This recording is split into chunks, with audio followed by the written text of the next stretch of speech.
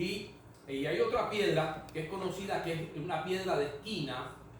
Y esta piedra, yo lo tenía específicamente, que es lo que se conoce como majano. Majano, usted lo conoce. Cuando usted ha vivido allí en su país, había unas ciertas señalizaciones en las esquinas de las cuadras, de las calles, que le decía, lo orientaba a usted. Si usted se había pasado, si iba en la dirección correcta. Entonces hay 3 tipos de piedras específicamente que me lleguen en este momento, de cual la palabra de Dios habla. Pero déjame darte una evidencia de majano, porque es una de las que a mí siempre me ha llamado la atención. Y majano, eso ahí está específicamente en Jeremías 31:21. Mira lo que Dios nos dice a través de Jeremías 31:21. Porque usted, sin saberlo, quizás usted se ha convertido en un majano para alguien. ¿Qué quiere decir? Que usted se ha convertido en una evidencia en la cual el Señor le puede hablar a otra persona a través de usted. O sea, puede activar algo en esa persona cuando esa persona lo vea a usted. Y dice así Jeremías 31:21, dice: establécete, mira lo que dice el Señor, establécete señales.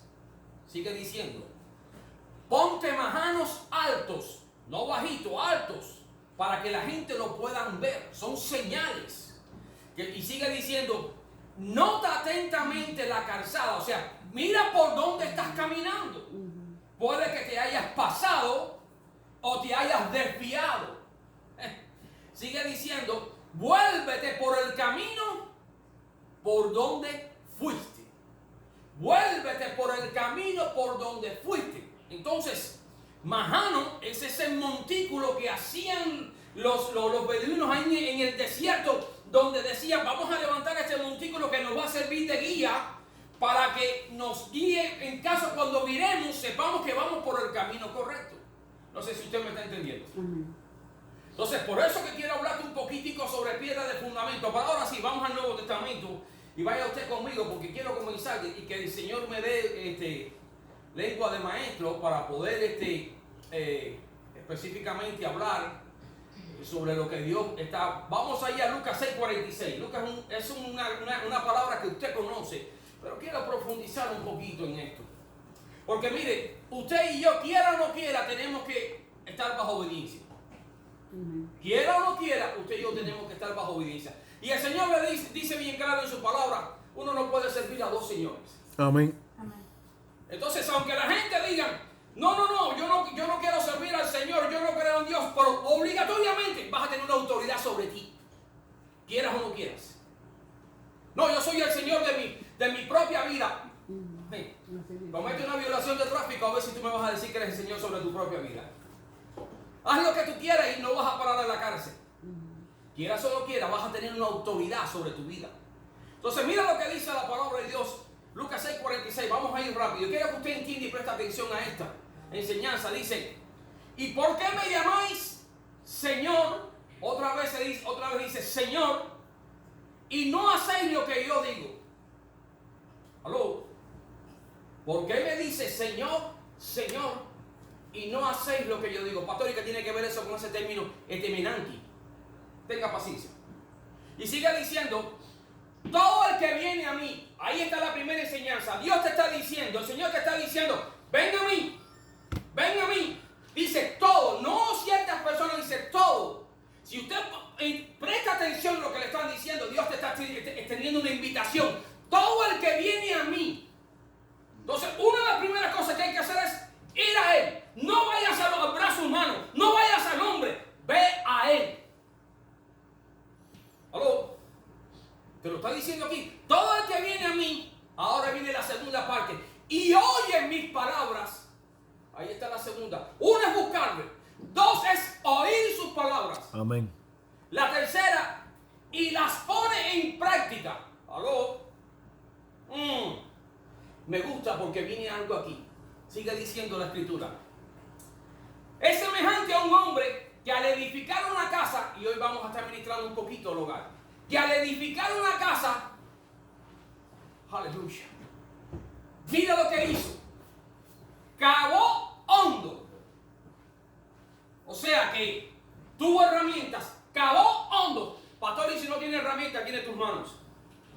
Cavó hondo. No solamente cavó hasta ahí nada más, sino que profundizó.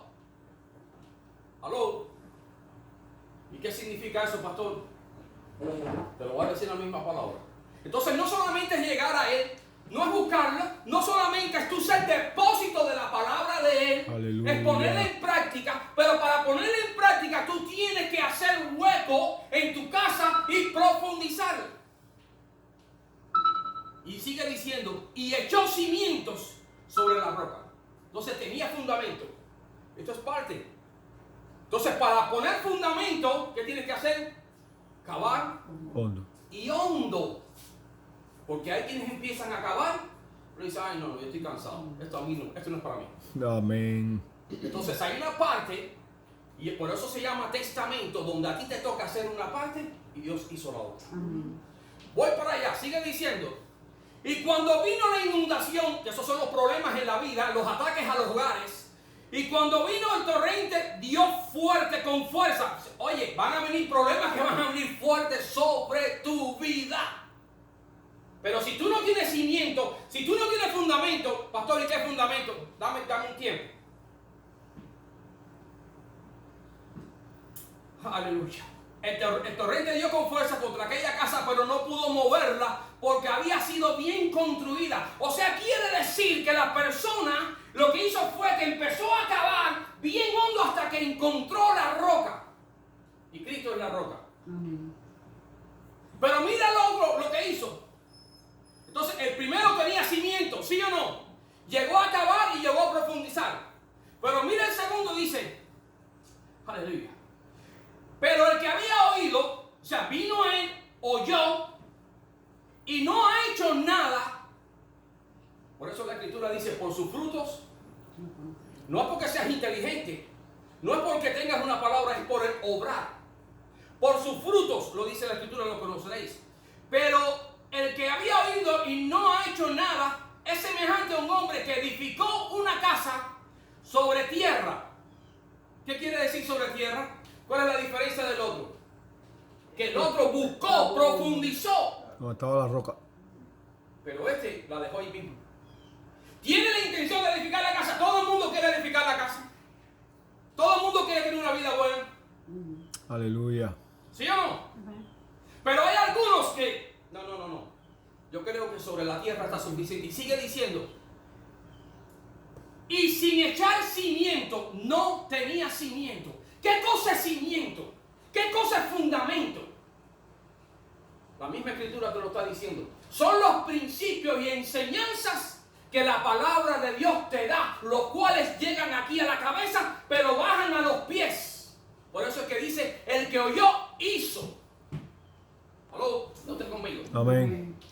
Ahora, déjame pasar un momentico a Temenanqui. ¿Qué es el Temenanqui? El Temenanqui tiene que ver con una habitación que existía específicamente sobre la torre de Babel.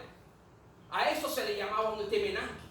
Y en esa última parte de la torre, y quiero que usted piense, porque te estoy hablando de piedra de fundamento, y te estoy hablando, ¿por qué me dices Señor y Señor?